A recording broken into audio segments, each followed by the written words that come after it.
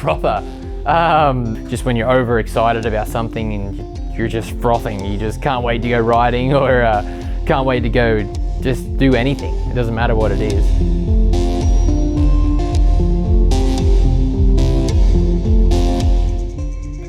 I've been riding bikes my whole life since I was a little kid. We used to watch the Supercross races on telly, and I just mimic being Damon Bradshaw or Ricky Johnson or Jeff Stanton, and I'd do motos around the backyard and make little jumps and berms and little tracks. And the dream from when I was a little kid, you know, like 4 years old, riding around on my bicycle and crashing my peewee through the outhouse at home when I was 3. The dream was always to be a pro motocross rider. And then yeah, when I was 17, 18, me and Dad travelled around most of Australia to race in the national motocross circuit. And I kind of got to the point where I broke my wrist again over about 3 years, had 2 wrist injuries. And it was like, well, what are we going to do here? Like, I got to go and get a job. And the motocross thing just kind of took a back seat, and I didn't race or didn't ride or didn't have anything to do with motocross again. It wasn't until the end of 2015 that I bought my first motorbike again, almost 10 years later, to use it for training for mountain bikes. And man, it's been sweet. I don't know why I waited so long to get another one. Bought a bike in 2007, a Giant Anthem. I started to do pretty good at cross-country races.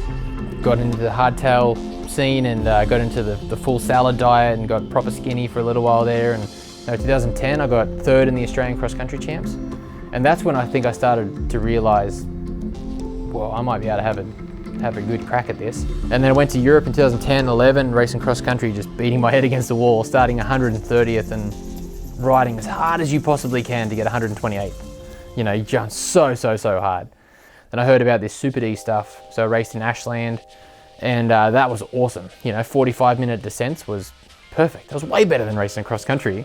So I think then that's when I started to talk to the Giant team, and there was an avenue coming in 2012 to race this Enduro thing that was coming, and it sounded perfect. You know, you got to pedal a whole bunch, which I enjoyed riding, and then you get to race back down hills, and it seemed perfect.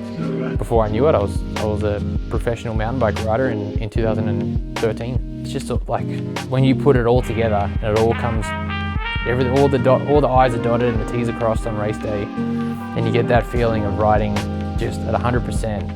There's no better feeling, and if that can happen, then and the result comes with a win as well, or whatever, there's no better feeling.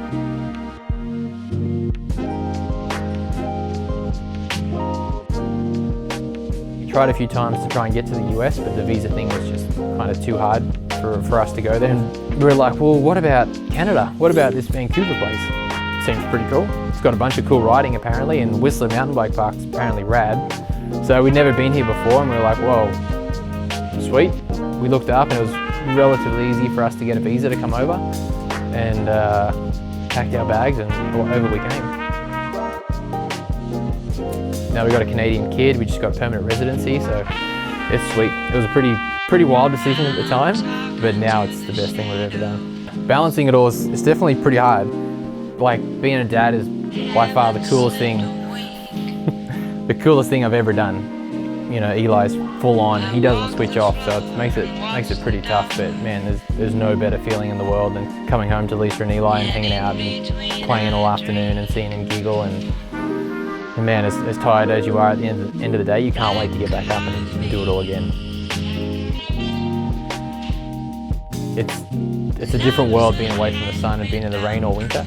But man, for every 5 rides you'll have in the rain, you'll have another 2 rides through the winter that's the best riding you've ever had in your whole life. You know, the trails around here, there's so much diversity in trails, and whatever's your flavour, it's there. It's definitely, I think, the best place in the world for mountain bike riding.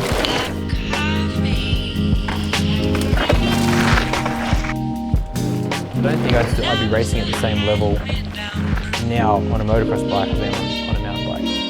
You know, I get a little bit disappointed when you're not inside the top 10 at a World Cup, but then when you take a step back and realise that you're amongst 10 riders in the world, of the fastest riders in the world, it's pretty sweet feeling, for sure. It's pretty incredible, and it kind of takes your breath away a little bit.